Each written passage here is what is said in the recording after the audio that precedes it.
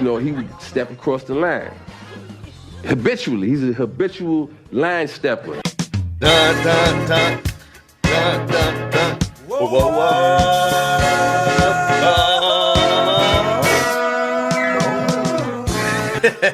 Right, baby. Yes, sir. We are back indeed. I am Garrett Charles Langley Henson, one half of the Habitual Line Steppers podcast. I'm Terry Carter II.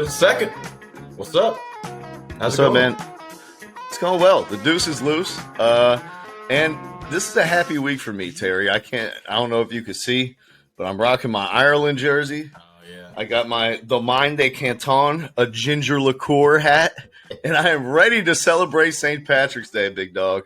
St. Patrick's Even though it's still 3 days a week, it's a whole week for us Irish folk. It's 3 days away, brother. 3 days away. You're so excited. Your words are just bumbling out, man. It's a little weird. Yeah, man. I cut myself shaving this morning. It came out green. So you're ready. You are ready. All right, let's get it started. I'm ready. I'm ready. Just like Russell Wilson is for a new challenge in Denver. The trade went through, Terry.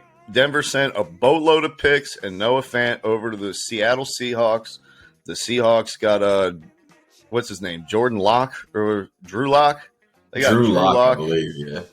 Yeah, they got Drew Locke and a bunch of picks and no Russell Wilson and a 72-year-old head coach. And now they can start their rebuild with a 72-year-old head coach. What are your takeaways from this trade that shook up the NFL landscape, Terry? It's only a shakeup, of course, because your boy Russell Wilson finally got out of Seattle. And it looks like all the reports are kind of saying that this whole time when all the fans were clamoring, me and you as well, let Russell throw the ball. And it turns out that Russell was asking, can we change up the playbook and let me throw the ball? And now that we see that he's been complaining about it, he gets his way. He's out of Seattle, and we get to see if he can start a little dynasty out there in Denver. See Russell actually throw the football for once in his life, like actually more than 20 times a game. They treat him like he's rookie year Ben Roethlisberger or some shit over there. Like, I don't understand it. And then for that game winning interception that Butler threw, they finally want to throw it when they had Marshawn Lynch. It's just like Seattle, they just couldn't figure out the play calling, bro. You got somebody. I knew exactly Seattle knew exactly what they're doing. Russell Wilson is on one here. Let me tell you why. All right. Go ahead. Did you watch Seattle's offensive line the last 10 years, Terry? They're horrible. Did that strike you as the type of offensive line that you want to drop back and throw 50 times a game on? Or do you want to get them going forward, run blocking, instead of going backwards, getting pancaked on their rear end? Hey, man, that's not my fault. Let me get a shot. Let me get a chance. Draft better offensive linemen. I don't know what to tell you. So, going to Denver, everyone has been really excited about all the weapons he's got. Yeah. Straight Madden style, right? He's got the wide receivers in Cortland Sutton and in Jerry Jeudy. Don't forget Tim, whatever his face, Tim Wright, their third wide receiver. He's pretty good too. Then they got Melvin Gordon and Javonte Williams, two-headed beasts in the backfield. But what they don't have is what Russell Wilson didn't have his whole career, offensive linemen. And the problem remains. Oh, it's just in. Score alert. Nah. But anyways, they're like, we're just kidding. DeShaun Watson did do it. Breaking news. But hey, look, man. No serious talk here. Russell Wilson going to Denver. Cool. Congratulations. Are they the best team now in that division? No. In the division? Are you kidding me? No. Kansas City, Oakland, San Diego. Good luck with that one, Russell. I mean, that's not – he didn't choose it, but I think Seattle did a good one on that one. He might be last in that division for a little bit, man. It's going to take some time. He did choose it because he had a no trade clause that he waived to go there. He went to go to Denver, huh? Interesting. Yeah, he waived it. Now, I didn't think Sierra would co-sign that. I thought if you're going to be waiving a no trade clause – you're going to be going to somewhere where she can get it on and popping too. But you never know. Maybe Sierra's going to get into the medicinal business now that they're out there in Denver. Possibly. I mean, well, it's kind of spoken from someone. It sounds like they've never been to Denver. Yeah. Denver is a really nice city, bro. Low key. I mean, entertainment-wise, is it a nice city? No. But I think Sierra is so established, she can get people to fly to her. They can build a whole fucking house, get a studio, and all that type of shit. All I know is they don't even show Nuggets games in Denver. They're blacked out, and they have been for 2 years, and they have the MVP in the league, and nobody gives a fuck. Hey, man. It is what it is, brother. It is. So I lost respect for your whole city that you got the best player in the league, and nobody watches your team. This like, are we missing something here? Does like Denver have a bunch of cap space or something? Like, can they get a bunch of free agents? I feel like they were decent this year, but not so good that I thought they're a quarterback away from like being contenders. I definitely didn't. So, according to like a lot of the advanced metrics and stuff, they had the number 2 or number 3 defense in the league last year on like a per play basis and everything like that. And so I think a lot of the reasoning is you had a defense that was top 3 and was on the field a ton because your offense couldn't sustain drives, couldn't stay on the field after third down. And so now, you bring in a guy who gives your offense some legitimacy immediately. And if that defense can continue to be a top 5 unit, you have a top 12 offense, a top 5 defense, that's a Super Bowl contending team. So I think that's what their logic is. Well, we'll see. Hopefully, I like Russell, so I hope that the North Carolina kid played at NC State. Hopefully, he does well out there. I don't want to see him, not succeed. I want to see him do well. And plus, that division is going to be fun to watch with those 4 quarterbacks in that division. That's going to be crazy, man. Carr, fucking Mahomes, Herbert, and Russell. Oh, because we thought Aaron Rodgers was coming, but your boy Aaron, he decided to stay. If you're the Broncos, who would you rather have, Rodgers or Wilson? I think I'd rather have Rodgers possibly, but I don't know. He just like seems so disinterested in those playoff games when it's cold as shit. So it's like hard to say, like if he's worthy of going to Denver because it's the same shit in Denver, if not colder. Like it's cold as shit there. So I don't know, man. I like Russell and I like Rodgers, but I think Rodgers is better overall as a quarterback. That's all I'll say. So you would have gone with Aaron Rodgers if you had the choice between the two? Yeah. What about you? I would have gone with Russell Wilson, man. Yeah. I think Aaron Rodgers has now taken the crown from Peyton Manning as the greatest regular season player of all time. Yeah. 4 MVPs, dude. That's crazy. Man hasn't done shit in the postseason for like a decade now. And he's played bad in every big game for like the last 8 years. Russell Wilson, he'll fuck around during the regular season. He's not going to put up those eye-popping numbers. But when it comes winning time, you know what you can count on. And he has like 37 game-winning drives, 20-something in the fourth quarter comebacks. Yeah. Like, he's proven it time and time again. You just keep it close, keep us in the ball game, and I'll take you back to the promised land. And no, that's true. With Denver, if they can have another elite defense, you know what I mean? That replicates some of that, and I would feel pretty confident about Russ going forward. And the other thing is, besides the age, like how they interact with their teammates.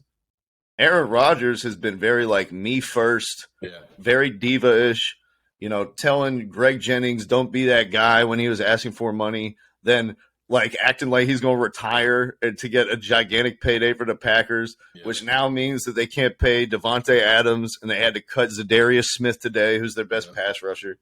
And then you juxtapose that with Russell Wilson, who's still like, he gives off the persona of like a college coach.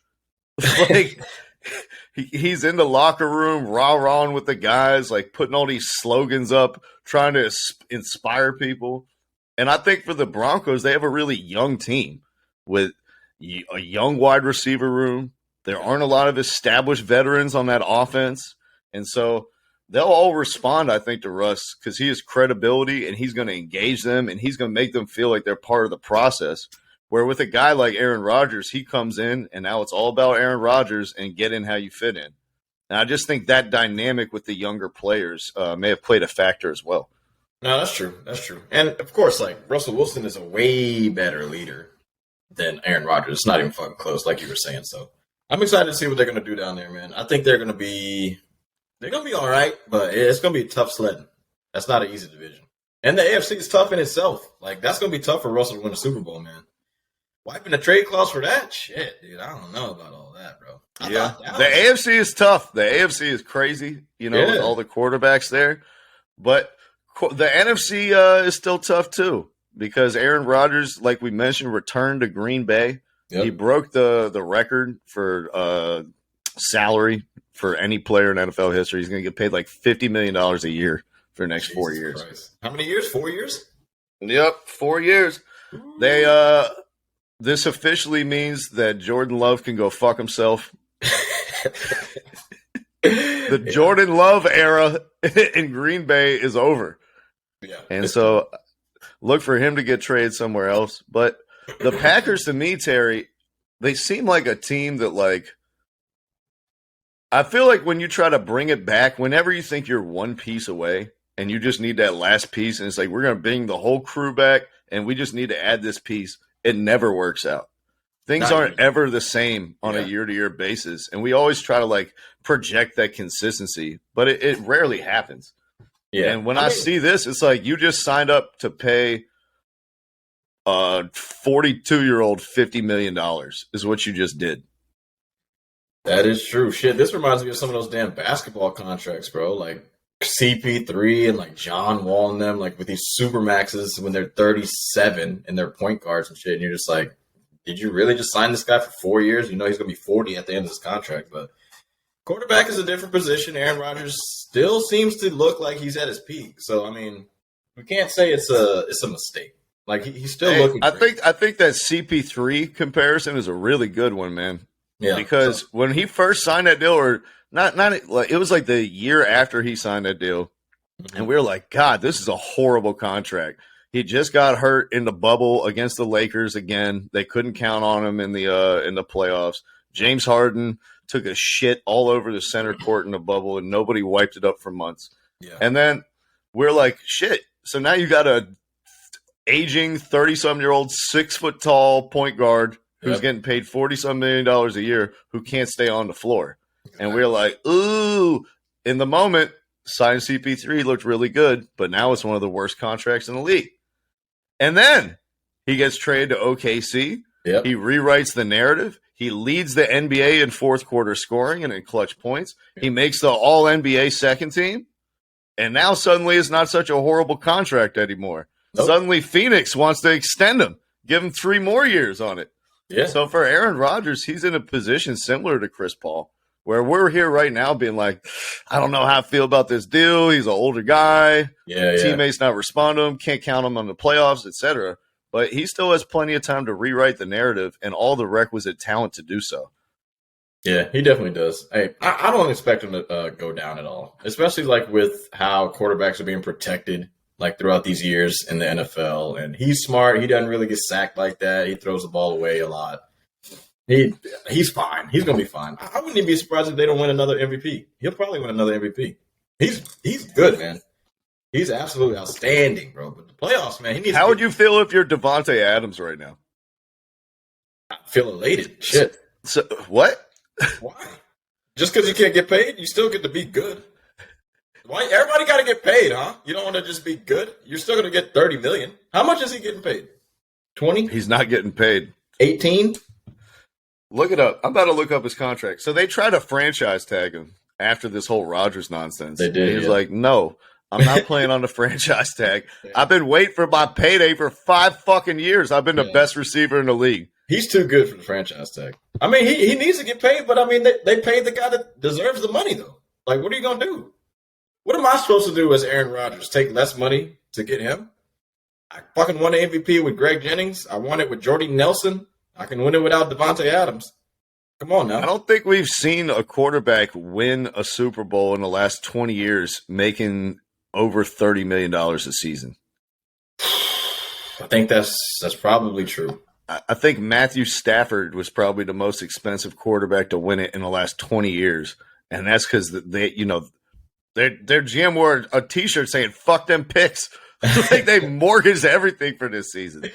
Yeah, true. You might be right. I mean, because Brady always restructures his.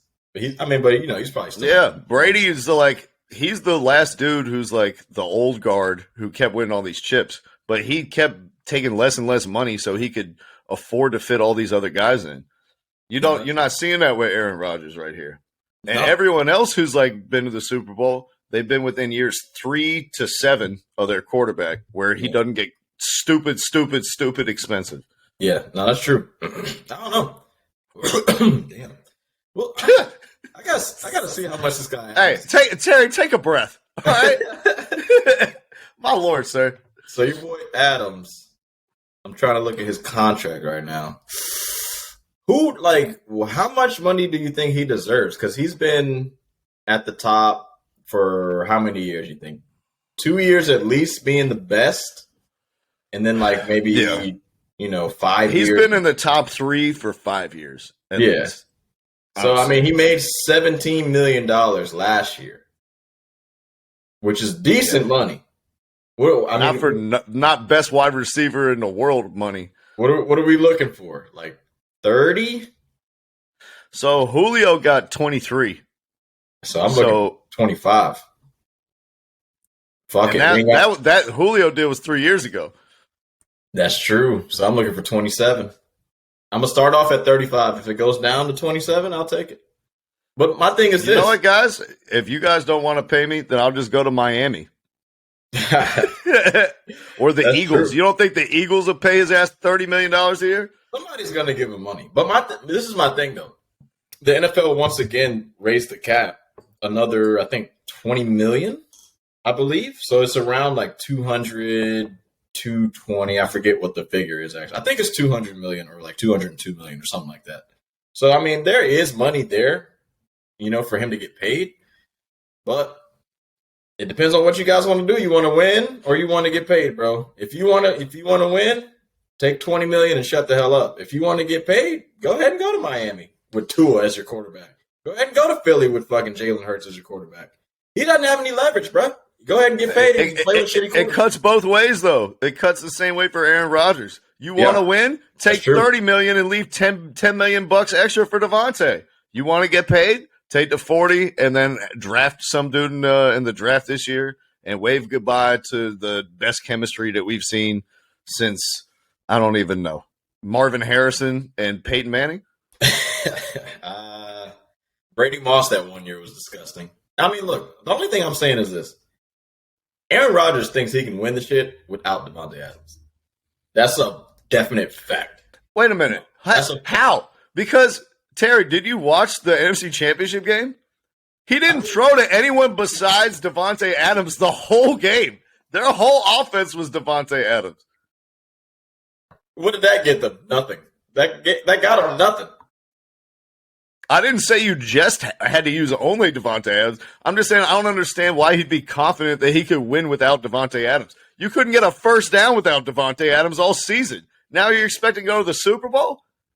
Nah, I hear you. That's the cockiness. That's Aaron Rodgers' mentality, baby. We don't need no wide receivers, bro. You gotta catch the ball, bro. Throwing 60 balls to Equinamanius St. Brown. It's a quarterback league, man. But it's not going to cut it, dog. I agree with you. I'm just trying to give you another, aspect of it. And I'm sure this is his mentality. He's like, look, man, I'm not leaving no money out there on the table. I got people to feed. I got things to do. But in all actuality, he ain't got shit to feed but himself. He's a selfish fuck. Him and his wife, I don't even think they're going to have kids. I'm destroying his character right now. First of all, I told you before. They don't even have a wife. They broke up. They weren't up? even married. Yeah. So he's not with that quacked out lady anymore? Fucking, nah. What's her name, Whitley or some shit? Bitch said she'd never watched football before in her life, and everybody's like, yo, get out of here. Stop. Anyways, I digress. I apologize. But don't apologize, Terry. Go in, sir. Step across that line. But Terry, Aaron Rodgers isn't the only legendary quarterback to return to the NFC this year, Terry. Yesterday, they announced TB12 is coming back. Tim Boyle re-signed to play backup quarterback for the Detroit Lions for $3 million on a one-year deal. Terry, does this change the landscape of the NFL? No, never. It will never change the landscape of Detroit either. It's not going to do anything. Oh, okay. You want to talk about the other TB12. It was the other TB12. That's right. Tom Brady announced yesterday on Instagram that he has ended his retirement prematurely and that he is returning to football and the Tampa Bay Buccaneers for next season. Terry, this retirement lasted almost 45 days. It did. What is he just an attention whore? I don't know. It's weird. I don't think he's not on the Brett Favre trajectory, I would say. But he's not? Nah, not yet. Brett Favre retired 3 times and then came back. He was like, I'm back. I'm the gunslinger. I'm back. But anyways, so Tom Brady, second greatest quarterback of all time. I don't think the retirement went how he wanted it to go. And so, in a way, he's so competitive and so petty that he was like, you know what? I didn't get my just due, so I'm retiring the next year. I'm coming back because somebody else, Adam Schefter, boy, he leapt and jumped the gun quick. He was like, oh, I heard Tom Brady retiring. Oh, he's retiring. Put it on ESPN. Sources said, I'm done. I'm not retracting it. You can go fuck yourself, Tom. I'm out of here. I'm the GOAT, Adam Schefter. And Tom's like, wow, all right, cool. By the way, shouts to Shefty, by the way. Like, standing toe-to-toe with the GOAT and saying, nah, this is my job, homie. This is news, and I'm reporting it. No, that's big nuts right there, dude. That is huge nuts on that call. But like we saw, I think Adam Schefter, you're the GOAT, bro. You brought Tom Brady back to the NFL. By doing this, by jumping across the line, by stepping across the habitual line, you have gotten Tom Brady back, and we get to see the GOAT back in the football field, bro. I like it. And the NFC is weak. So they might be able to go back to the Super Bowl. It's a great move by Tom. I got a different take, Terry. Go ahead. It wasn't Adam Schefter that got Tom Brady back. Uh-oh. Who is it? Giselle? It was Mike Krzyzewski. All right, go ahead. I want to hear this one. Tom Brady wants a retirement tour. Yeah. He wants a retirement tour just like Coach K got. He wants one just like Kobe got. Yep. He wants them to bring flowers to every stadium. He wants every week to have my last chance beating the Washington Commanders. Oh, I have so many great memories at the sludgy, shitty FedEx Field. He wants to get his flowers every week, have the story be about Tom Brady every week, and for him to get all his just desserts in the end. You know, because he finished the league in passing yards. Was he first in passing touchdowns also? And then so. Yeah, then he flames out in the playoffs, and it's like nobody will even remember that in his last year he led the NFL in everything at 40 whatever. All we remember is that you blew it in the playoffs, and that's all he's thinking about at home. You know what I mean? Like he's just hanging out with his son. He's playing Madden Ultimate Team. He's like, wait a minute, Carson Wentz is at 83. Nah, you know what, bro? It's so weird though because like his narrative going out, they were like, damn, he still got it. I'm surprised that this is going to be his last year because he led the comeback. They led that comeback all the way, and the defense really was the ones who gave it away. But Tom, that's not enough for Tom. He's got to win it all. He's not going to win it all. Dude. And now, mark my words, when he wins it all, it's not going to be because of him. It's going to be because of the defense. Just like they won the Super Bowl because of the defense. All right? Don't get it twisted. It's up to that defense, bro. And if you're coming back, you're running it back in the same D 3 times.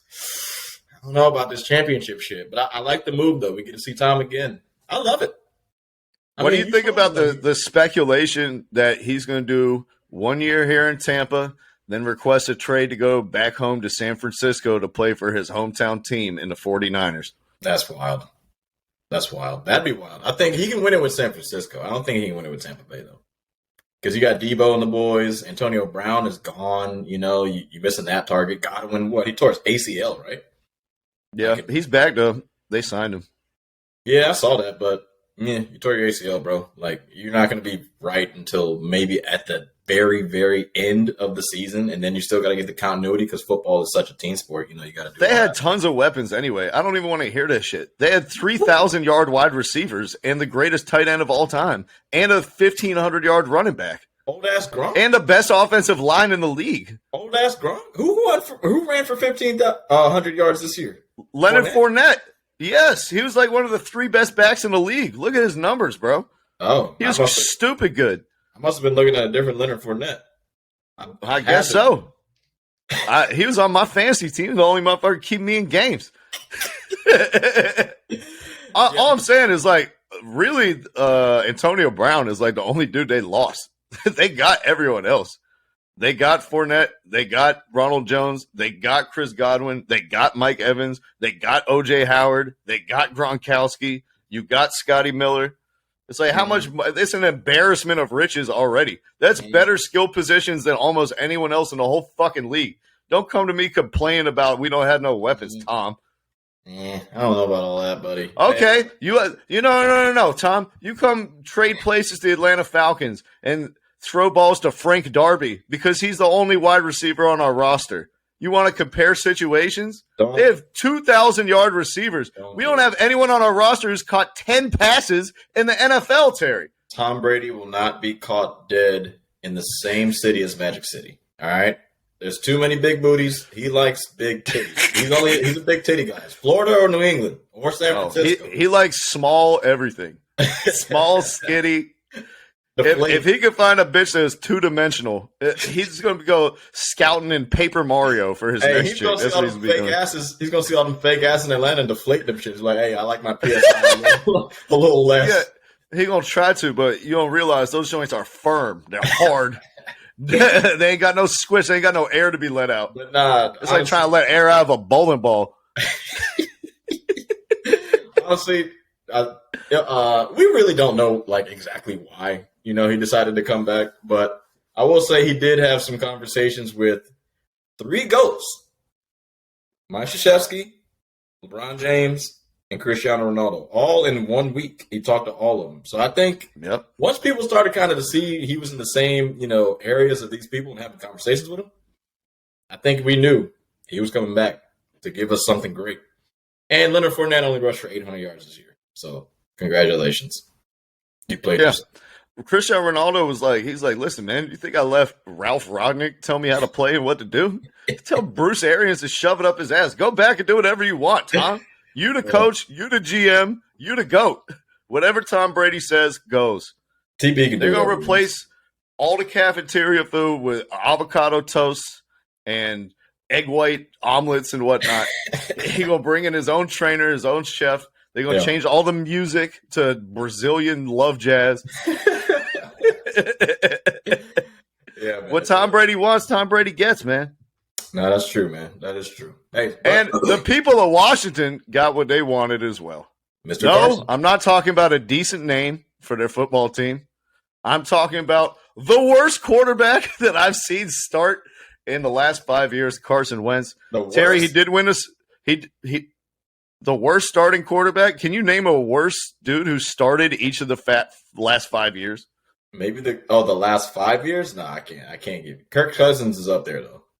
I don't give a shit. He's better than Carson Wentz. I'll take Kirk Cousins over Carson Wentz. Hey, hold on, man. Carson Wentz almost won the MVP when he tore his ACL that year though. He was nasty in Philly that 1 year. He was really good. Then that ACL tear just ruined his career. Mm-hmm. Ruined it. Yeah. So was Baron Davis. Don't put them in the same sentence, bro. Come on, bro. Baron Davis is almost a legend. Carson Wentz isn't really doing shit for me, bro. He got replaced by Big Dick Nick Foles in the Super Bowl, and they won the shit without him. And he's looking like shit in Indy. Well, what's up with Washington, bro? Like I don't know what they have against like Taylor Heineke. Like I really don't know that he comes in his like first game and plays Tom Brady to a draw in the playoffs. They barely lose to the Super Bowl champions. Then this next year, they're like, we're going to ride with our guy, Ryan Fitzpatrick. He's got the high IQ. He knows where the defense is going to move ahead of time, blah, blah, blah, blah, blah. Ryan Fitzpatrick gets injured week 1. Yep. All Heineke does is come out there and just grit out games, find ways to win, improvise, make plays. Terry McLaurin's the only dude on the whole team who can catch the ball. Yep. And somehow he's still – winning games. He beat the Falcons on a last-second play, and he's shown up in clutch moments over and over again. And so they're like, "Oh, you know what?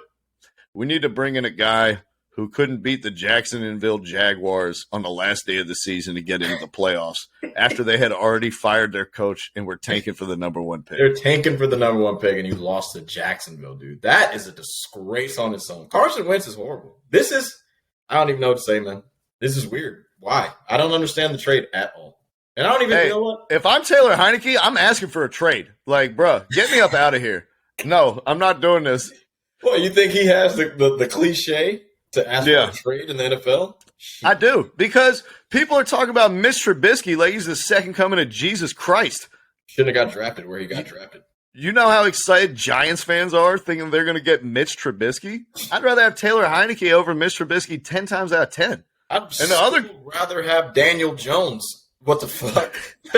Hey, the guy who really I would go for is Gardner Minshew, who's sitting behind Jalen Hurts. But both of those guys should be discontent. Nah, I'm taking Cap. I'm still taking Kaepernick over all of them. Hey, that's my quarterback in my Madden franchise for the Falcons, baby. First thing I did, trade Matt Ryan to the Browns, sign Colin Kaepernick off the street. 81 overall, 80 overall. Yeah. All these other guys are garbage. I'm out on that. But I'm with you, bro. Honestly, Carson Wentz, this is going to set them back, right? This has got to set your franchise backwards. Yeah, I mean, worse than the name. They should have just kept it Washington football team. Fuck it. You changed it to Commanders. Now you draft fucking Carson Wentz. Like, what else can you do wrong? Washington. I'm done with this. Let's move on. DeShaun Watson. It's the Washington Commanders' fault the gas is so high. It's all Washington. That's true. That's true. Those prices are high as shit. But let's get all right. Well, Terry, let's transition to a guy who did a lot of commanding during his time in Houston, especially during his massage sessions. Ooh, smooth. Just like the baby oil that he put on his rape victims. Wait, no, that's alleged. So alleged. And Terry, those allegations were determined by the state of Texas, the city of Houston, and a jury of DeShaun Watson's peers that they are not going to further proceed. He was not charged with anything. They interviewed 22 out of the 28 women and found all types of inconsistencies in their stories. They went through digital records, phone records, everything. Found no evidence to suggest that DeShaun Watson forced himself on any of these women or pressured them into having sex against their will. They acknowledged that there were several of the women that did have sexual contact with Watson, but those interactions were determined to have been of their own accord and of their own volition. So yesterday, DeShaun Watson pretty much got his name cleared in civil court or in criminal court. They're still proceeding in civil court. We all know famously that OJ won in criminal court and lost in civil court. Yep. And it remains to be seen if this is a situation like that. But a big win for the Houston Texans, for DeShaun Watson, and for the Carolina Panthers and New Orleans Saints, who are meeting with him today, discussing to make a trade to bring him into the organization. Yeah. So, I mean, as far as like the allegations and shit, it is what it is. He's not guilty, in criminal court. So I guess we can't make fun of him anymore. Psych, you fucking. Yeah! Nah, I'm just playing. I feel bad for those women because it does. He definitely did something, but it sucks that like everything just has to line up perfectly for you to like actually be charged with some shit in court. Like court is tricky, so I'm not gonna talk about the court shit. As far as where he's gonna go. Come to Charlotte, baby. Come on down to the Panthers, baby. We'd love to have DeShaun Watson. Get a little buzz going in the Buzz City, man. We're done with the Panthers. We got fucking Sam Darnold.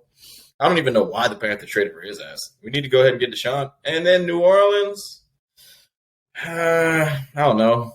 Jameis Winston and what's his name? Who's the backup?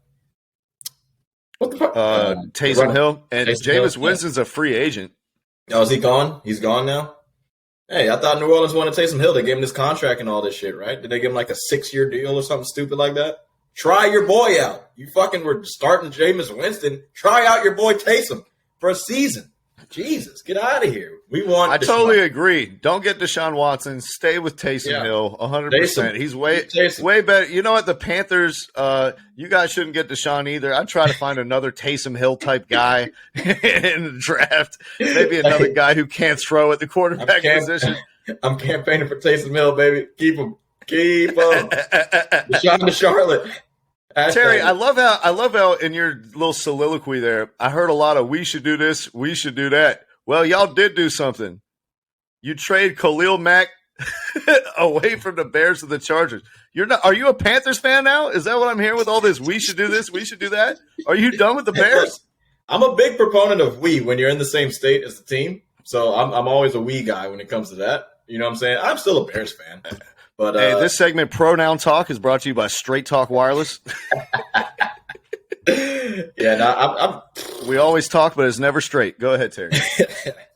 So that's the thing, though. Where is Mr. Deshaun Watson gonna go, bro? Like, what would be the biggest splash NFL wise, and what do you think personally is gonna happen?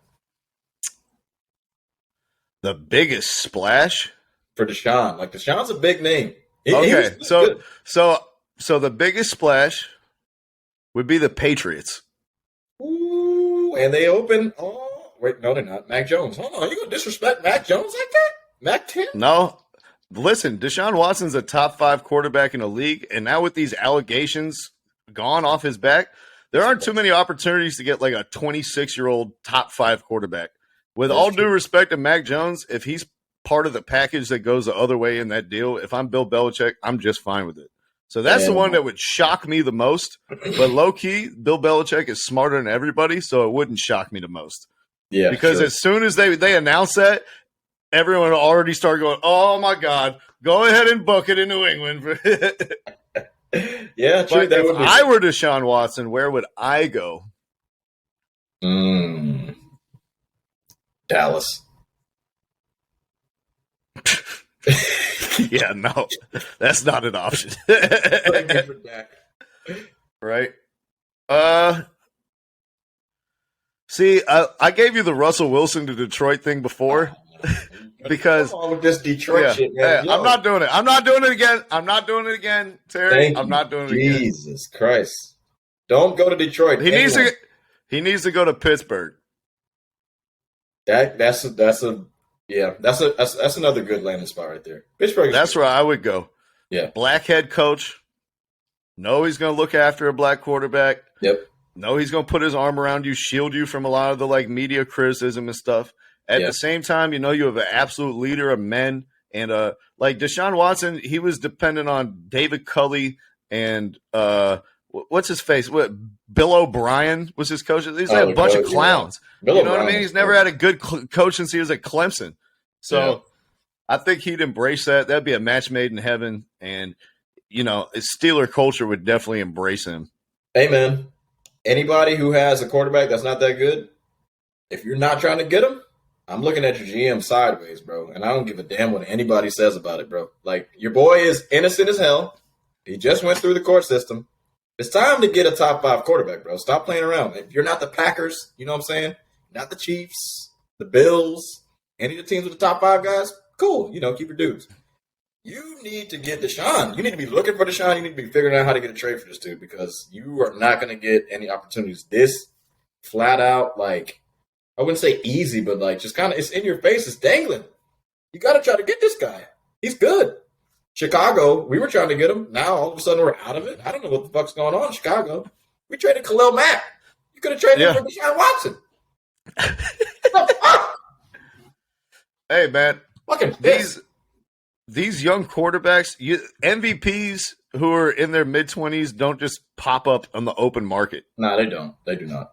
Every team should be interested. Every team should be interested. Pittsburgh, every team Chicago, should be calling the Houston Texans. Unless New York. You got what's the one team that's owned by a woman? The Bills. It's the Bills. Yeah, well, they're not doing it. But the other 29. Well, they already got Big Joe. They're good. Yeah, the other 31 teams should be calling him. Yeah. Now, you touched on it, Terry. Your boy Mac was traded from the Bears to the Chargers. Khalil Mack. And an arms race out there in the AFC West with Denver getting Russell Wilson. Now everyone's like, oh, shit, we got to start stocking up. Yeah. It's the year. Chargers. So now the Chargers, they re-signed Mike Williams on the outside, give them another great wide receiver, and now they have a bookend for Nick Bosa, Joey Bosa. Which one is he? I think it's Joey. I think it's Joey Bosa. So now they got Joey Bosa on one side, and they got Khalil Mack on the other. That's a tandem, bro. That is a tandem. And see, that's the thing that, like, I feel like the Khalil Mack, what do I want to say? Like, his presence wasn't felt as much, like in the beginning of the trade. But you got to think about it, dude. Like, when he first got to Chicago, we had a decent defense. The defense was, let me stop saying we. Chicago had a really good defense. When he first got traded there, a couple years in, we lose some guys to injury. Some guys just didn't re-sign because they wanted more money. He wasn't getting the big numbers, but he still was getting to the quarterback, even though he wasn't getting his sacks. He's still good as fuck. Don't get it twisted. The guy is still a top 5 DN in the league. So with him pairing up with Bosa, dude, the Chargers are going to be a team to look out for, man. There's no longer any dark horse type shit there. You got to look out for the Chargers, man. It's going to be a problem. Too bad LA doesn't care, but the Chargers are going to be really good. I agree, bro. And like when we looked at the last 4 teams that were in the playoffs, all of them really had one thing in common, which was they were able to get pressure with 4 players on the quarterback without blitzing. Yep. Drop into coverage and still make the quarterback move off his spot. Yep. I think that's like probably in the modern NFL, the most important thing in terms of winning. Like the most important thing on your team is I don't know if you can win with not having to blitz to create pressure. Yeah. Because the best quarterbacks will eat you up doing that. All day long. All day long. So more than drafting a wide receiver or anything, like this really solidifies to me the Chargers are here to stay and to be feared, and they can now drop 8 into coverage and rush 3 people and still get to the quarterback, just like the 49ers were doing and the NFC Championship game. Exactly. When you have Justin Herbert on the other side of that, that's a scary proposition for Oakland, for Denver, and may I dare say, even for Kansas City. Oh, definitely for Kansas City. Because you saw, no matter how good you are at quarterback, if you're getting your face blitzed off or even with no blitzes and the pressure just getting to you, it's going to be impossible for you to get the ball to your receivers. Because you're going to have to throw it before they're even breaking out on their routes. So this is a great trade. If I'm Justin Herbert, I'm looking at my GM and I'm giving him a fucking standing ovation. I'm like, hey, brother, I like it. We're back and we're here to stay. And if that's what you want to see out of your GM, you want to win now, dude. You got a top 10 quarterback. Fuck them picks. Shout out to Les Snead. You got an opportunity, man. They got an opportunity to win the Super Bowl with this Justin Herbert kid. So I like the pick, man. And, I tell you what, and you better go all in now, too, when you have a young stud like this. Because, one, like we said, the window now to win it is while he's on a cheap deal. Herbert's still on his rookie deal. You have cap space to absorb guys like Khalil Mack. You have the space to re-sign Mike Williams in free agency. Yep. When Justin Herbert gets that $50 million deal, you're not going to be able to bring in all these outside pillars to your team. So your window starts now. Mm-hmm. And I love how they're being aggressive. And the other thing is we've seen the age of player movement in the NBA begin to trickle over into the NFL. That's what it seems like. Wilson getting a no-trade clause put in his contract, then forcing his way out of town. Tom Brady forcing his way. Aaron Rodgers doing the whole thing. So I think the Chargers have to be aware that there's a clock on Justin Herbert. And if you don't start getting into the playoffs and start becoming competitive, he might become disillusioned. And it's like, wait a minute. I'm a top 5 talent. There's nobody at our games. We haven't come close to winning a playoff game. Yep. What am I doing here? I'm highly coveted. I'm not signing an extension. Exactly. Or I'll sign the extension, then demand a trade. No, that's true. That's true. And they treat you just like the Pelicans. Yeah. They should be treated like the Pelicans. They moved from San Diego to L.A., and L.A. doesn't care about football. So my thing is this, though. Like, you guys have an opportunity to get this dub. But at the same time, your division is tough as shit. So I like that they doubled down on defense. And trying to get after these quarterbacks instead of kind of being scared, or instead of saying, you know what, we can try to outscore these teams. They're like, nah, fuck all that. We're going straight at you, dude. We're going straight at you. And they don't care about these picks. And then in the NFL, picks are like gold. Like they treat them shits like they are gold. Because they are though, because of how contracts are structured. Like you said early in the episode of this pod that we're doing, not a lot of $30 million quarterbacks win the Super Bowls these days. So you get these guys in these rookie deals and you surround them. You can win. I'll say one thing, though. is that picks are always tantalizing.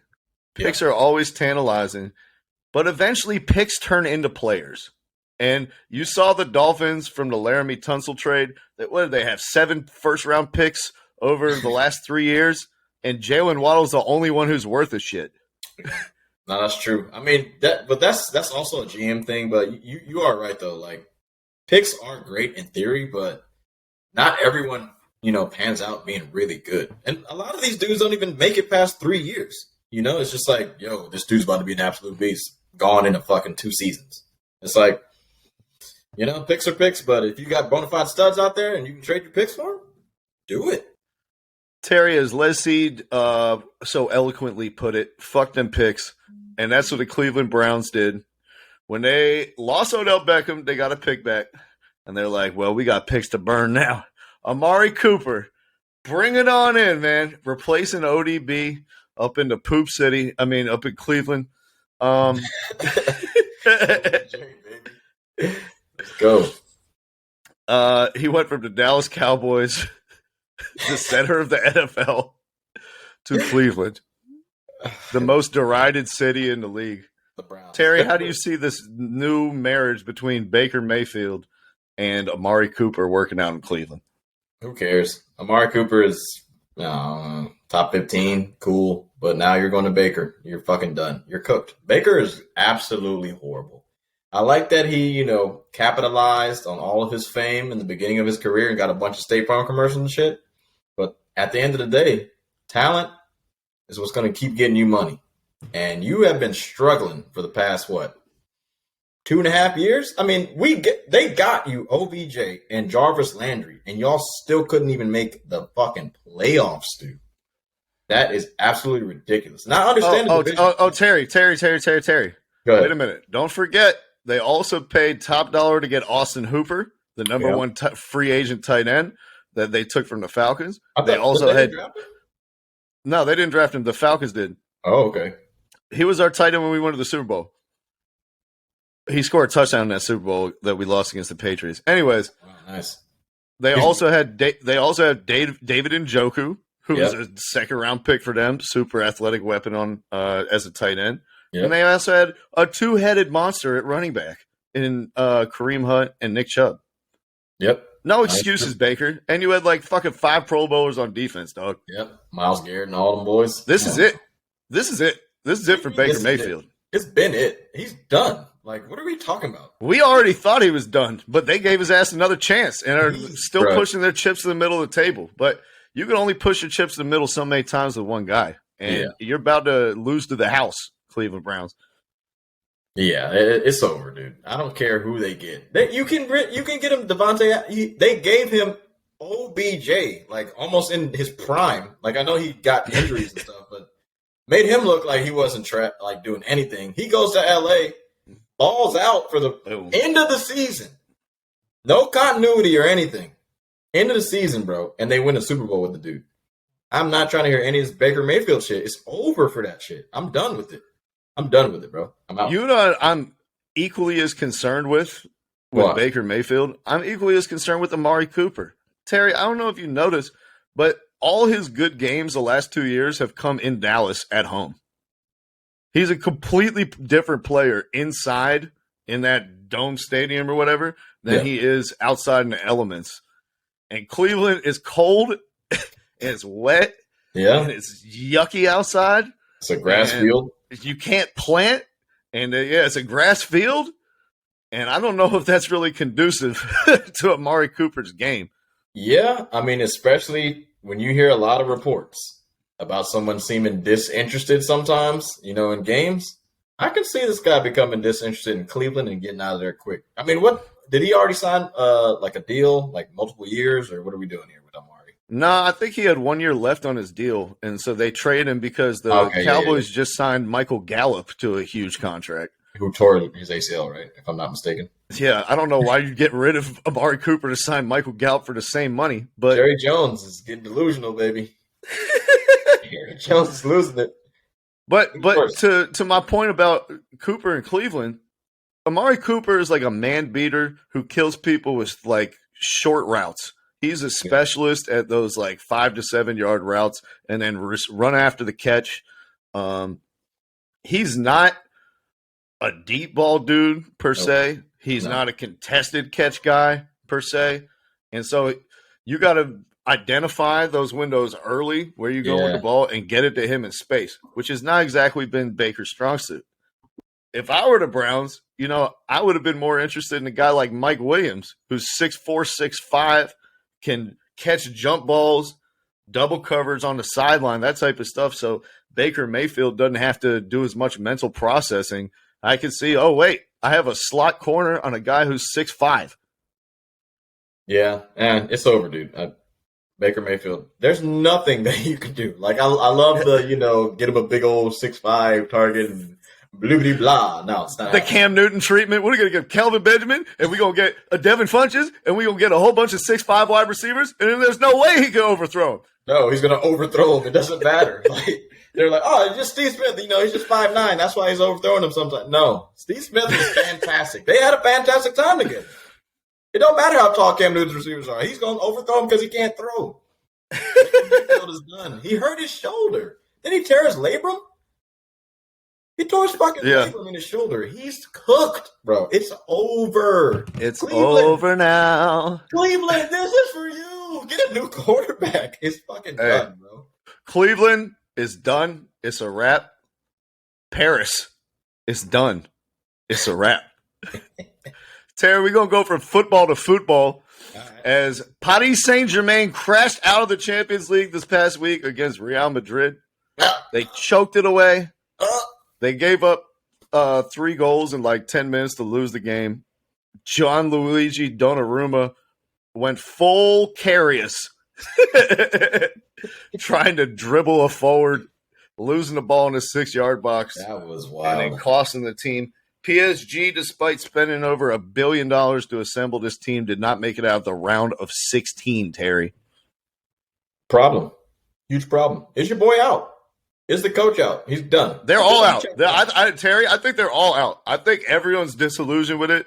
I think Neymar's out. Yeah. I think Mbappe's out. I think Messi's out. Mbappe is looking at Madrid. Neymar might be the only one who sticks around, and if he does so, he'll probably do it for 1 year. Because, remember, Neymar's desperately wanted to have his own team, and he's never gotten to have it since he's been in Brazil. Hey, let me tell you something. As soon as he left to go to PSG, Mbappe exploded on the scene, and now Messi's there too.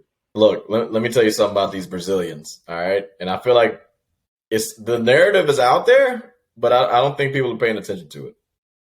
Do not give these Brazilians big money.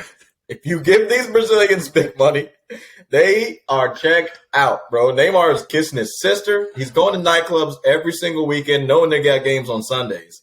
He doesn't give a shit. He's out there. He's the toast of Paris, baby. He's partying, champagne, campaign. You don't give a shit. You don't give Brazilians money. Fat Ronaldo. He turned into Fat Ronaldo after a big old paycheck.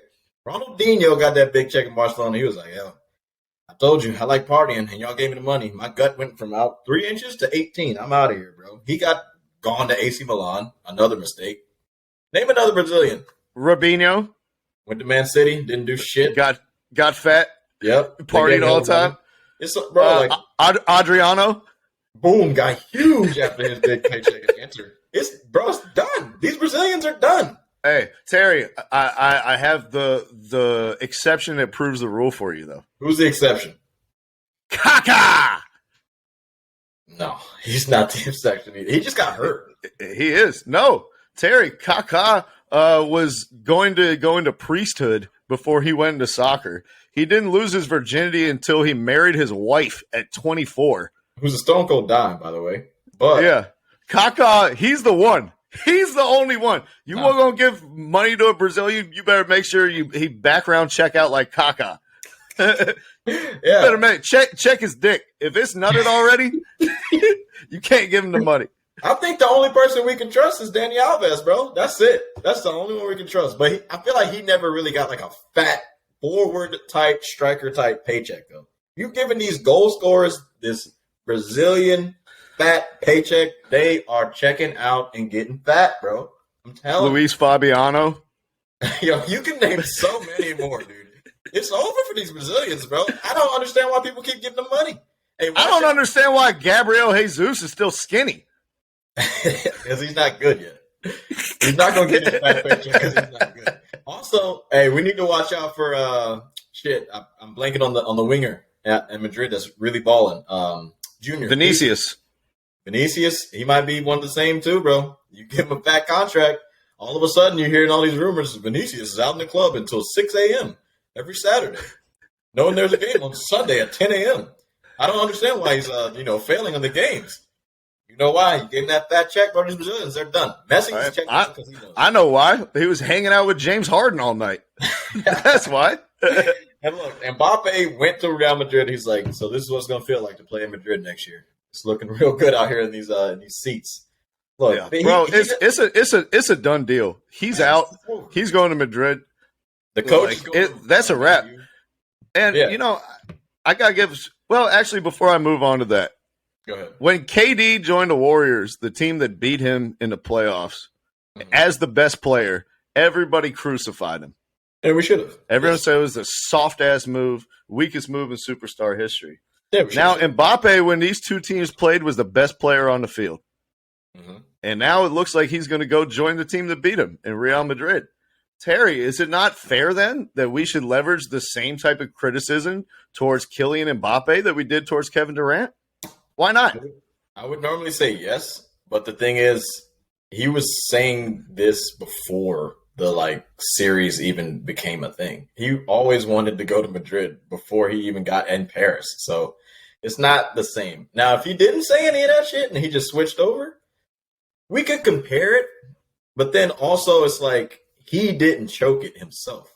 He scored in both legs, and he was the star of everything. Like, it wasn't even close. It's not like it was nothing he did bad. That's the only KD didn't choke it. Russ did. Yeah. I don't even agree with that statement.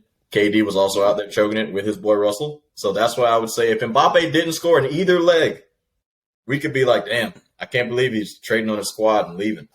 But, the PSG, they flamed out, man. It's a pure flame out. And Messi, I'm not going to say Messi doesn't look good. I just think that whole situation in PSG is just falling apart right in front of our eyes. It's just looking like a mess, dude. What's your boy doing out there, man? Just looking like a shell of a man. Shell of a man. I'm pretty sure he still leads the French league in assists. That's what we're doing. He's not playing a false nine, bro. He's not in the scoring position all the time. He's playing out on. Huh? What did he do in the Champions League? He did nothing. And I'm a huge Messi fan, but he didn't do much in this Champions League with PSG, bro. I'm just saying. He didn't, but he's not being. He's asked to keep the play moving more than he is to take on three people and then make the killer pass. He's mostly the coaching, you say, huh? Yeah, I think if you saw him in a different situation where he's asked to do more, you'll see more. I still think he's the best player in the world. I'm not going to be premature again like I was before. I'm gonna have to see it consistently. So even after he leaves Barca, you're still he's still the best. Even after he's flaming out in fucking Paris. Are they even in first place? I don't know. I don't watch the Farmers League, Terry. None of us do. I'm checking this right now. If they're not in first place, I got to take away Messi is not the best this year. I can't give it to him. I can't. So his dad was talking about Messi coming back to Barcelona this summer.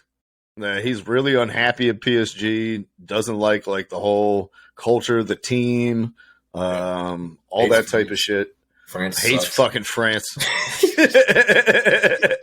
Escargot. He's like, yeah, snails fucking edible. This is stupid. Nobody speaks Spanish. I don't understand. Right. He was like, I grew up eating snails on the streets of Rosario, Argentina. Nobody thought they were a delicacy then. We call them snot burgers, snot dogs.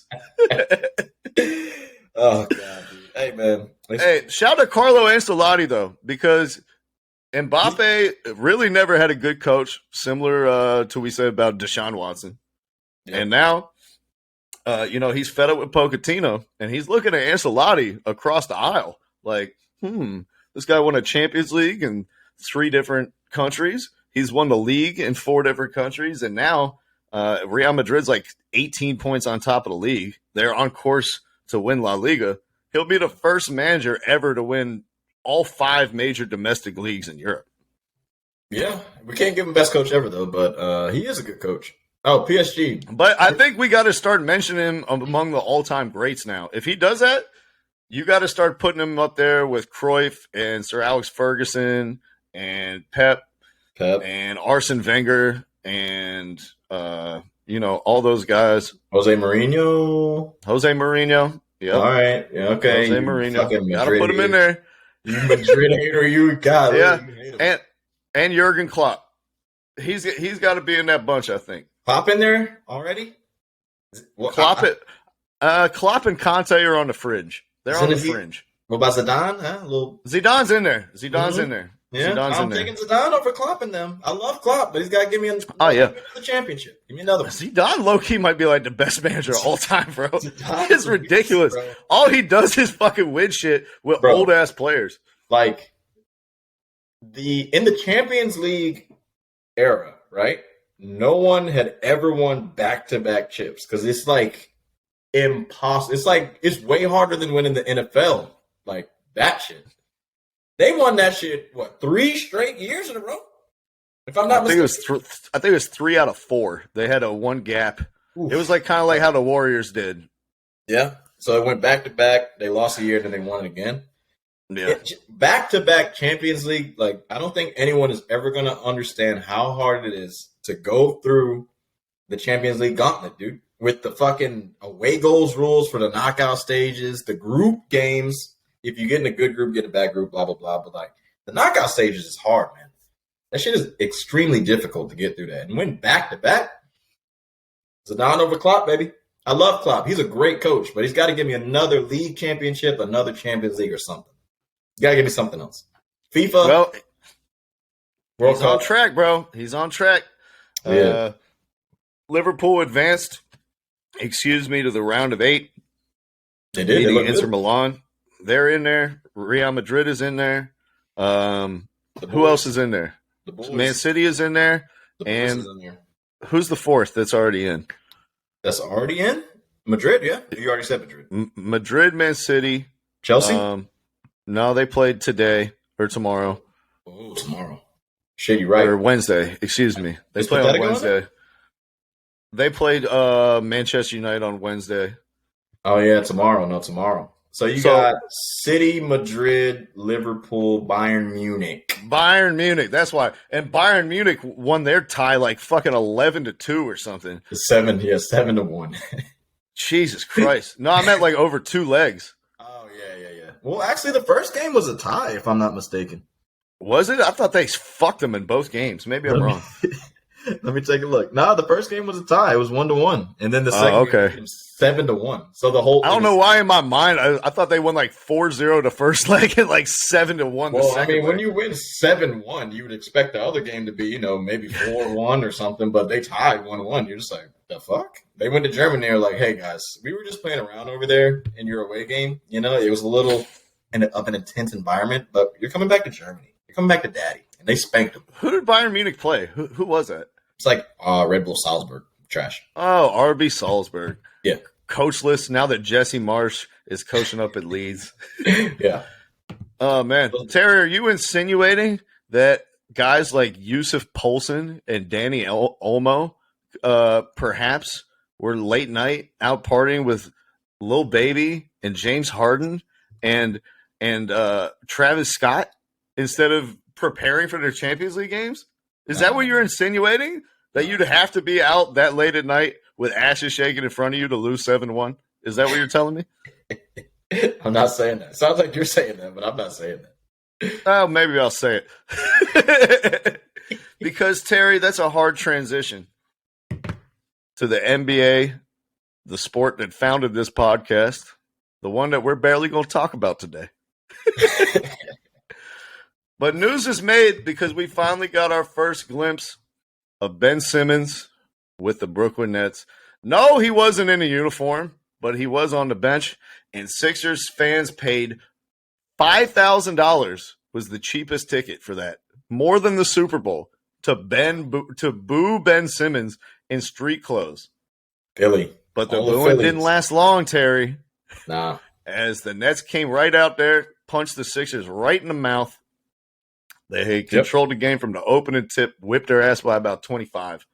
And those Ben Simmons jeers quickly turned to buyer's remorse for one James Harden, who finished with 11 points on 3 of 17 shooting in what was yet another abysmal, awful, terrible, embarrassing performance on the biggest stage. Yeah, man, he completely just choked this one hard. But you know what? His reputation has really, really changed throughout the league. Not only now is his reputation that he chokes in big games. It used to just be the playoffs. But now I can't even count on him in a big regular season game. This is what has come to, Mr. James. And now you can't even go to a birthday after the game with your boys because you choke so hard. We're looking at you like you shouldn't even celebrate, you fucking piece of shit. How dare you go 3 for 17? He played like ass, dude. That's unbelievable how badly he played. I can't. That shit was bad. I think it's the fact that like it's the same thing with Russell Westbrook. That we don't like to see athletes leave the game on the court. I want to see you bothered by the loss. I want to see you shooting extra in the gym. I want to see you taking it tough. You know, I want to see the pain and the agony of defeat reflected through your actions and you changing your habits to become a better player. And I think that's what's been frustrating is that lack of accountability and like, but he's not that guy. Give a fuck. Like he's not that guy. Jimmy Butler, if he went 3 of 17, probably not sleep that night. Yeah. He'd tell Lil Baby and Travis Scott, dog, I'll see y'all next time you come out here. Nah, maybe. I don't know. But James Harden was thinking about that night before the tip even started. He was out there telling the ball boys, hey, you see old girl out there in row AA seat 14? Hey, go give her my number. Let her know what's good for the after party. Hey, man, you might be right, but it's not like we can't contest it. We can't say, he's not doing that, but he's doing it to himself. My thing is this, though, right? I feel like you don't see like Jimmy and LeBron and these other type of dudes like doing this shit. One, because they're smarter. One, don't take a video of this shit. Like, look, man, we're celebrating, but no fucking cameras in this room. All right. I make the most money of everybody in this room. Probably more than all y'all combined. No cameras in this room because I say so. Big dog. But James is like, fuck it. Let's go have a ball. I don't give a shit. You can't do that shit. That's why he's not going to be considered one of the greats, man. And I honestly think it was a huge mistake putting him on top 75. It was a huge mistake because he hasn't done shit. He got 1 MVP. Cool. You score a bunch of points. You don't do anything. You choke in the playoffs all the time. Great. Now his reputation is going to go down, down, down, and down. It's looking like the Nets had the best, trade. The best shit. I can't talk now. They got the better half of the deal, huh? They got the better half of the deal. Terry, you are right. Pau Gasol is better than James Harden. I don't disagree. But for Harden, I think like Philadelphia has seen the work hard, play hard superstar, and they loved him in Allen Iverson.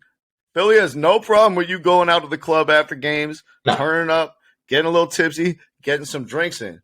As long as you show up the next day and leave your heart and soul on the floor. You got to give it all. And that is not something we've ever seen James Harden do. You know, when we saw KD get guarded, he got guarded by KD at one point in that game, and he just like, instead of trying to attack, he sees KD's on him. He's like, I'm just going to throw up this absolute piece of garbage. A step back, looking for the foul call, hits the backboard and nothing else. And it's like that moment just encapsulates him clocking out early and being like, oh, the going's getting tough. Well, I got a party in about 2.5 hours that I need to start getting ready for. Well, did you see the reports between him and Kyrie at practice? Did you see those reports? Those are fake. I can't believe Kendrick Perkins got duped by that shit too. Kendrick Perkins went on live TV and referenced those fake reports from I'll give them credit. Yeah, they're fake. Ballsack Sports is the name of the account. Oh, okay. I didn't look at the account. That's Credit funny. to you, Ballsack Sports, because you got Kendrick Perkins to report a fake story on national TV. Hell yeah, that shit's funny. I could see that happening though. That's why like everybody was like, "Oh wow, yeah, he probably was giving it to him in practice." But hey, look, man, look, bro, you called the shit though. You called it, bro. This is who he is, dude, and he's never gonna be the type of guy. Unlike a LeBron, like LeBron's not letting these cameras show him partying after a big ass loss. When he lost in the finals, which is huge. You never saw him, versus Dallas. When even before that, when he lost in the Eastern Conference Finals, you never saw him out and shit. Most you'll ever see LeBron is with a glass of wine. I mean, he can do whatever the fuck he wants now. Like now, it doesn't matter if he can, but he still doesn't because he knows the optics are important.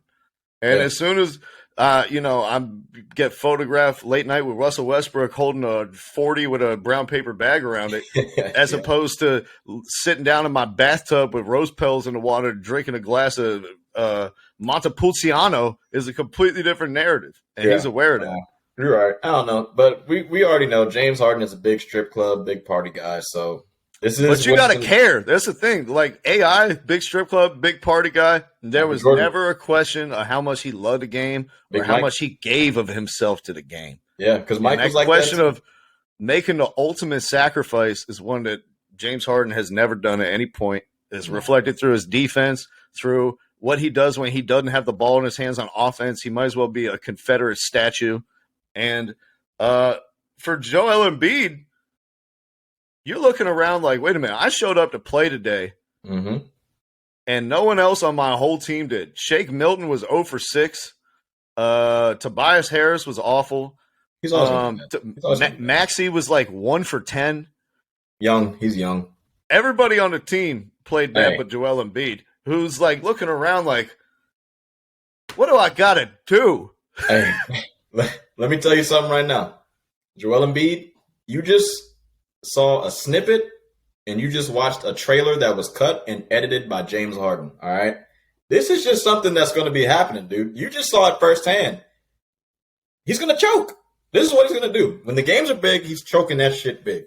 First round, I hope you motherfuckers don't start winning and end up playing Brooklyn because you're going to lose. Kyrie Irving and Kevin Durant are not there to kick your ass. Terry, do you know how excited I'd be to see that first round series between the Nets and the Sixers? Oh, my goodness. This fucking New York mayor better lift that mandate. Lift that mandate right now. I have a dream. No, stop it. Stop pressuring the mayor of a whole city to change for one person. No, Kyrie. No. Everybody else in the NBA got the motherfucking shot but Kyrie. Every other player chose to play.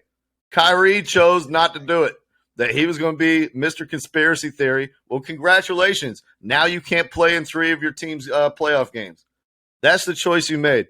Don't change the law for one player, Mayor. Hey, don't do it. Look, I know it feels stand on principle. Look, we're inside the mind of Garrett again. Look, we're back. I know it feels bad. Hey, look, I'm gonna give it to you raw. Look, I know it feels bad, everybody. I know it's not right. He decided not to get a shot, and it looks like at the end of the day he's gonna get what he wants. I know it doesn't feel good, but at the end of the day, you just gotta let it happen. You just gotta let it happen. The numbers are dropping. The line is flattened. The line is going down, brother. It's time. Kyrie's coming back home, and he's going to bring Brooklyn a championship. As a 7 seed, maybe damn near even an 8 seed. And they're not lifting the shit, bro. They're not lifting. They're not lifting the fucking mandate. It's not going to happen. It's over, baby. No, the Nets didn't. See, Terry, the Nets did all this. No, they're like, we're getting the lowest seed possible because we need to make sure Kyrie plays in 4 away games. They know what the deal is. That's not Steve true. Nash ain't out here holding his breath on Kyrie. He knows exactly what's going to happen. It's done, bro. I'm sorry, bro. It's done for the Nets. They're not going anywhere this season. This is a lost season for the Brooklyn Nets. We expected them to win the championship. This is a lost season. They blew it the same way that LeBron and the Lakers blew it out west. Everyone thought the Lakers was going to win the West. Everyone thought the Nets was going to win the East. Lost. Kaput. Come on, man. Look, man, just don't let the mandate get you this mad, bro. Brooklyn is good. They're going to win the championship. They're not good. They lost 13 out of 15. They're not good. Look, everybody look at him. Look at him. He's flustered. He's done. It's over, Hey, bro. when the Nets lose to the Hawks in the play-in tournament, we'll see who's talking then. We'll see who's talking then, Terry. Hey, look, I already told you. I think the Hawks can get in and actually win a round. They're a good we can't. team. We suck. And John Collins has he's going to need finger surgery. His finger's the size of an orange. He can't fucking shoot at all. His foot is hurt and he can't jump. So now he can't jump, can't shoot. And suddenly Danilo Gallinari is the only power forward on the team. Hey, look, man. We're going nowhere fast. That was just a joke, bro. We're not going to beat the Nets in the play-in tournament. Look, man. Mandates lifted. I'm sorry, everybody. It's going to happen. After March Madness is over, that's when we'll do it very quietly and slowly into the night. It's just going to lift. And we're not even going to talk about it. We're just going to let it go because we're going to be excited, baby. Brooklyn is back, bro. New York is back, bro. When it gets hot, COVID doesn't do as much damage as it used to. When it's cold, it does its damage. But when it's hot, COVID is like, I don't like to be outside. I'm gone. We're back, baby. Kyrie, we're back. And look, I was pissed at him too. All right, fine. Then Kyrie can play, but we got to have – no, that's fine. We can play, but you're not playing in the Barclays Arena. You're playing at Rucker Park. Oh, since we got to be outside, since COVID, when it's hot out, it kills all the virus. All right, let's play outside in the heat. Rucker Park. Let's do it. You sure you want to play in Rucker Park? At the Kingdom then. At the Kingdom then. Yeah, okay. I was about to say you better keep that shit inside because you want to play with one of the best street ball ballers that could possibly be in Kyrie Irving, bro, with them handles. I'm not scared until he puts the makeup on. Until he puts that white hair and the makeup on and Uncle Drew comes out, I'm not scared of Kyrie outside. Hey, brother, I want everyone to listen. And I want you to listen too. Kyrie Irving is a bona fide bucket getter who has proven it in the finals. No one wants to see him, bro. I don't give a damn what anybody wants to say. Especially his own teammates who kicked him out of his last couple situations. Listen, this dude is completely healthy. He has only played in, 11 games Physically. Oh, he's good. Physically. Oh, we're going mental health these days, huh? We're doing the Ben Simmons thing, huh? Got to keep my checks, dog. I got mental health problems. Got to keep my checks. Can't do that. It's over, bro. Kyrie and KD are going to run this shit, bro. I'm telling you. So on wax, go ahead and say it, Terry. The Brooklyn Nets are going to the NBA Finals this year. I want to hear you say it. They have to. Because they got Ben Simmons coming back too, bro. You forgot about that. Hey, Brooklyn Nets are not making it out of the second round. Ooh, that's a bold statement. Look, it's a caveat. Hey, Terry, think of their path. They're going to have to play like the Sixers, the Heat, and the Bucks and win all of those series. You got a problem? The only team I'm fearing is the Bucks. But they got to get Brook Lopez. You don't fear the Heat? No. Who fears the Heat? You just don't watch fucking basketball. Oh, my God. They're the best team in the East, Terry. By default. How? What do you mean by default? Bro, Ben Simmons elected. How are they by default? Ben Simmons elected not to play basketball. It doesn't matter. They lost to the Hawks when he was healthy in the first place. They weren't one of the best teams. Just listen to me. The Hawks have tanked it. They've played like shit. The Knicks have played like complete garbage. Both of those teams look horrible. And those were a 5 and a 4 seed last year. All right, that's one. Celtics, they're winning games versus shit teams. Everybody's like, oh, Celtics are great. No, they are okay. Look, listen. Beat the Warriors, beat the Jazz. Kyrie barely played this last week. Look, who else did the Celtics beat? Did they beat the Suns this week too? I don't know who they beat. Who cares? Yeah, they're not just beating bad teams. They're beating good teams too. Cleveland improved tremendously. Detroit improved tremendously. Chicago is way better. Got hurt. Chicago's got no wings. They got no wing defense. All right. Brooklyn. Kyrie barely played. James Harden checked out. Philly, Ben Simmons didn't play. Okay. Are we really fearing Miami? The Bucks, Brook Lopez hasn't played. They don't have a big man. They cut Boogie. You know how many minutes Kyle Lowry, Jimmy Butler, and Bam Adebayo have played together this season? Not a lot either. Not a lot. Less than 90, Terry. Hey, and you're talking to me about all this other stuff. Miami had a lot of problems too, but they managed to tread above water, keep their head up there. Let me ask you one question about Kyle Lowry. So he's the guy now. No Kawhi, brother. No Kawhi. Jimmy's the guy. Jimmy's the guy. Not Kawhi. Kyle, I'm going to see same old Kyle. Same old playoff Kyle. Choking it. Him and DeRozan. Wait, whoa. Stop it. Do you not remember when the Raptors won a championship, how phenomenal Kyle Lowry was in those NBA Finals? He was playing well with fucking Kawhi. Let's see him play with somebody that's not a top 5 player. Go ahead and do it then. Yeah, we're about to. I'm excited to see it. I'm not lying, though, right? To feel this way. I'm not lying to feel this way. You are lying because his last 2 playoffs, he did really well. His last 2 ones, he did really well. He choked for 6 years. I'm supposed to believe he's a fucking. So was DeMar DeRozan. DeMar DeRozan was choking for 6 years too. Now he's regarded as the clutchest player in the league. I never said that DeMar DeRozan was going to do anything. I didn't say that. I'm saying the perception of people changes based on how you update your resume. Okay. DeMar DeRozan and Kyle Lowry used to be 2 guys that buttholes got tight at the end of games, and they'd hit the corner of the backboard. Hey. Now they're 2 guys that are very comfortable in those moments. Kyle Lowry's or the Miami Heat as a team, their fourth quarter rating is off the charts. It's top 2 in the league, up there with the Phoenix Suns. And I just think people change. And DeMar DeRozan leads the NBA in fourth quarter scoring. And these are the 2 leash-cluss guys who couldn't get it done 5 years ago. Call me Skip Bayless then. I saw LeBron choke once. He'll do it again. LeBron choked once 16 years ago, and he's gonna do it again. Nah, I'm just fucking with you. Kyle Lowry, though, I don't completely trust him yet. And he is a veteran, and he is playing. Wait a minute. Are you saying that the Sixers should bring in DeShaun Stevenson as the Giannis stopper? No, what I'm saying is, do you think the Bulls should not the Bulls? Do you think the Heat should be the favorites to win it all, though? With considering like the Nets in the East, in the East, they should be the favorites in the East. The favorites should be the Suns. The favorites should be the Suns. We were just talking East. Sleep on the Bucks at your own peril. I'm still not done on the Bucks. I think they need Brook Lopez back, man. They really do need that big man because they're getting destroyed on the board some nights, man. It's looking bad. Like they do. Giannis is really good, dude, but like completely by himself is really tough. Even though you still have the thing about Miami is like, dude, I'm a sucker for smart teams with high basketball IQs that don't beat themselves. Like Miami is very Spursian, and that Spurs team with Danny Green and all those that beat LeBron. They're very disciplined like that. They don't make a lot of bad plays. They don't turn the ball over. They don't make mental errors. They're in the rotations on defense. They have all these different guys coming off the bench to contribute. Max Strus and they've got Oladipo back. What's his face? Duncan Robinson couldn't throw a rock into the river. The Oladipo wrench is interesting, though. That Oladipo wrench is interesting because you already got Tyler Hero, so it's like I wonder how Tyler Hero's leading the team in scoring.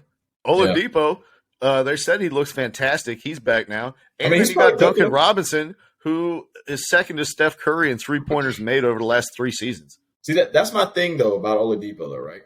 So they say he's cooking people in practice and looking good. But at the same time, it's like you're cooking people in practice with people that you're going to be playing with on the court, bro. Like the guys that they're going against each other. They need to put the rosters out that they want to see on the court together. I feel like they're like, I just think they have a lot of parts that I like. A lot of parts that I like. They got, and let's not forget either, they have the NBA's 3-point percentage champion right now, PJ Tucker. Yeah. Leading the league, shooting 50% from fucking 3. Is that going to last? I mean, he's a 40% shooter for his career. Shit, I saw him shoot 0 fucking points in 3 straight games versus KD and them. He had all right, well, too.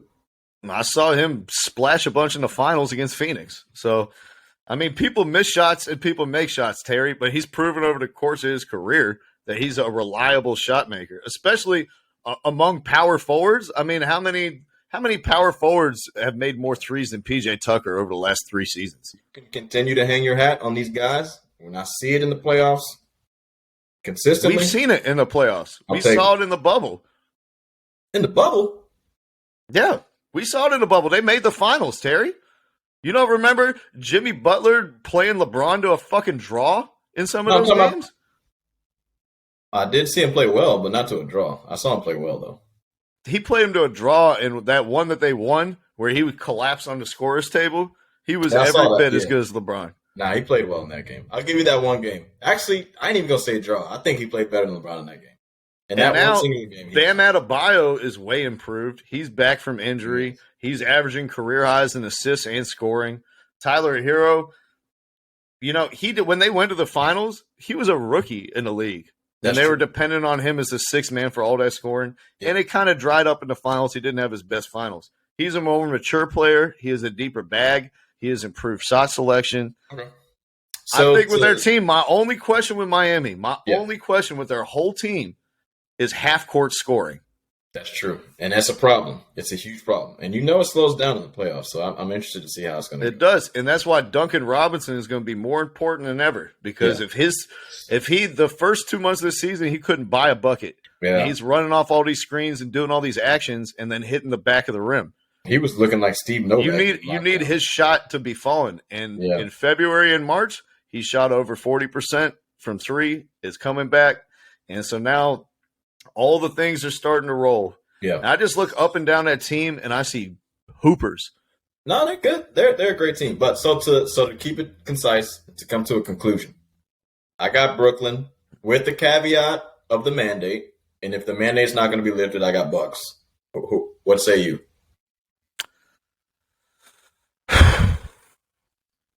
And also Miami. I really want to just pick Philadelphia. You can't with this after all that, I really just want to pick Philadelphia. You can't just shit on James Harden and then be like, yeah, they're gonna win the chip. Come on. No, man. I know. I can't.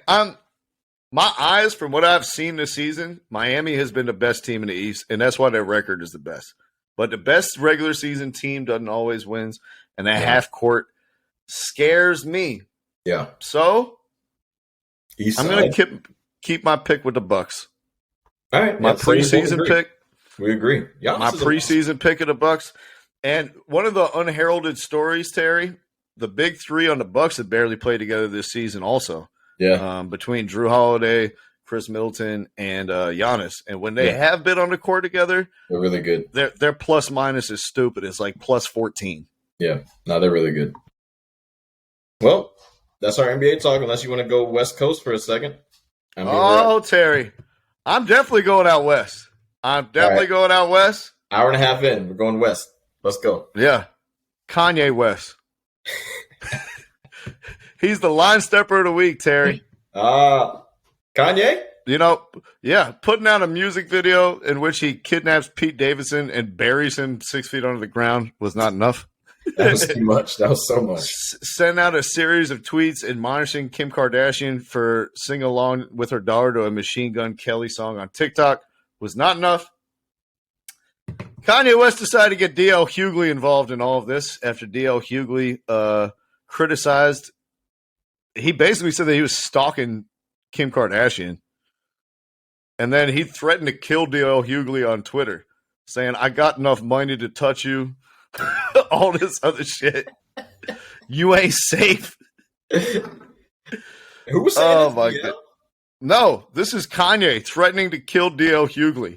What the hell is going on? Habitual line stepping. So, this is what. So Hughley said he's stalking her. He said on a interview with Vlad TV, and obviously he's somebody who knows Pete and knows Kim pretty decently. So he says he's stalking her. You could think it's cute, but if it was my daughter, I'd do something about it. I don't think it's funny. If you want your family back, stop doing the shit that you did to make her leave. Okay. So then that's when Kanye puts out the death threats. He goes, "What? DL lives in Calabasas? Yo, God is good." Oh my God.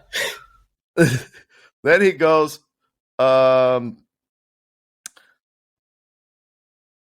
DL Hughley is a pawn. Yeah, I know a king not supposed to address a pawn, but I address everything and find addresses. So DL don't speak on me or my children. I can afford to hurt you.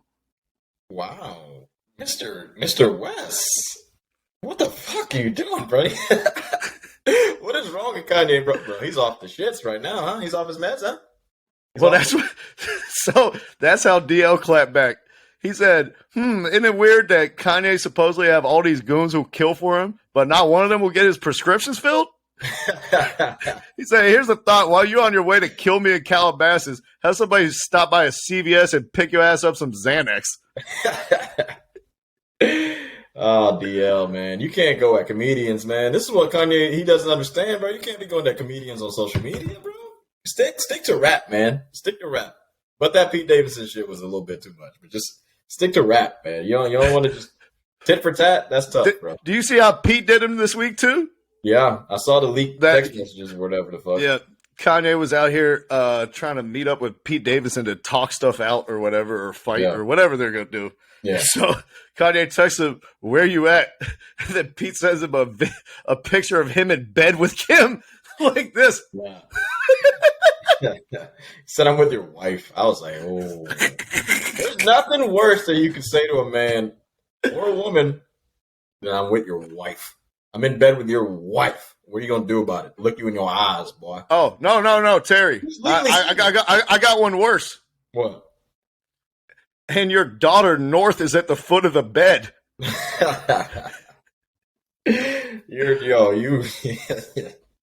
That's a line crosser right there. No, Pete Davidson said, "I'm going full Russell Wilson. Look here, Future. I mean Kanye.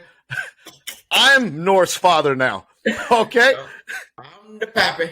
I'm the stepdaddy in this joint. That's crazy. Yo, Kanye, it's over, Kanye. Your run as like this intimidating guy, that's done, bro. You're the backpack guy. You're the backpack guy, and you are the God guy now. You're the Jesus guy. At this point, you are a parody of a caricature of yourself.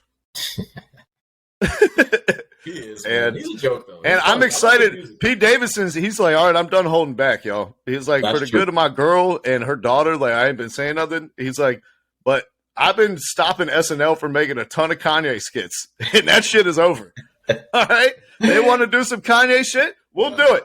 No, that's true. Hey, look, man, you haven't heard any of the Down to 2 shit, right? Because he got that dumbass stem. All I heard is that she was a super bad mom. Jesus Christ. Hey, look, Kanye, the only thing you can do is let Donda 2 come out on Spotify.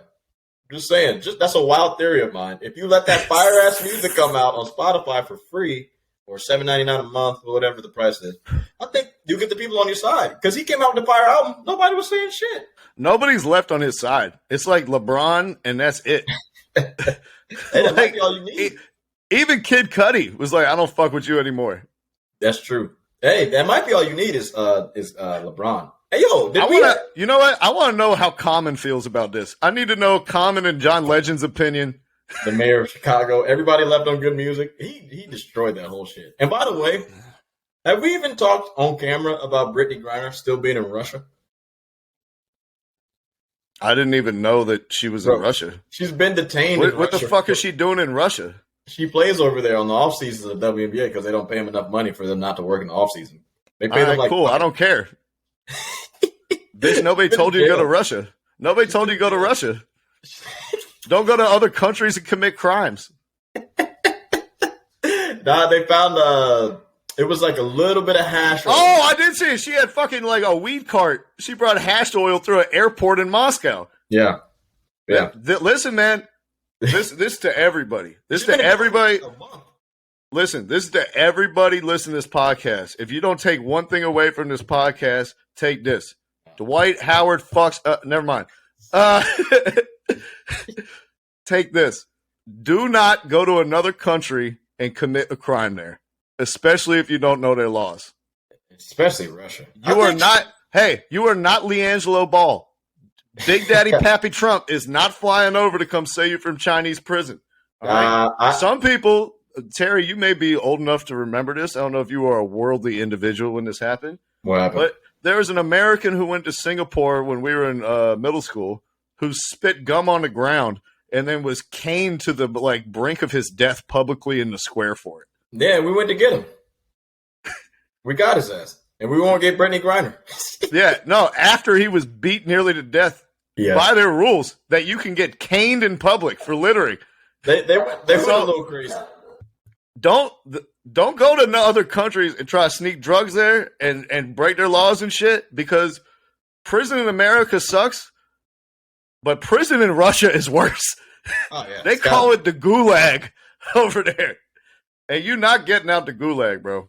Yeah, my thing is this, though. Like, they wouldn't do this to LeBron. I mean, come on, man. We got to bring her back home. Bring her back home. Hold on. It's only right. Did you just compare LeBron to Brittany Griner? She's the GOAT. Wow, you just go disrespect Cheryl Miller like that after you drafted her last week. That's crazy. That is wild. She's the best player of all time. I'm saying, if you got one of the best players in your sport in a Russian prison during this time. She's not one of the best players in the sport. Is Brittany Griner one of the 1,000 best basketball players alive? Are you? All right. So now we got to stratify everything by gender. Now we got to stratify everything. So the sport, now there's two sports. It's not just basketball. Now there's men's basketball, right. And it's a whole different sport they're playing, right? I see what we're doing here. This is I see what we're doing. Hey, answer me this. What sports are Dwight Howard's girls playing, Terry? The ones that he's popping that penis in and out of. Huh? Which one are they on? Look, thank you for You say they're playing for the Atlanta Dream? Is that what they're dreaming of? Was that the dream, Terry? Thank you for another week of hilarious sports talk. North Carolina. Hey, you know what? I'm founding the TNBA. I'm doing it. Basketball is a place for everybody. It's one sport. Habitual line stepper out. Peace. Thank you for listening to our podcast this evening. Thank you. You're far too kind.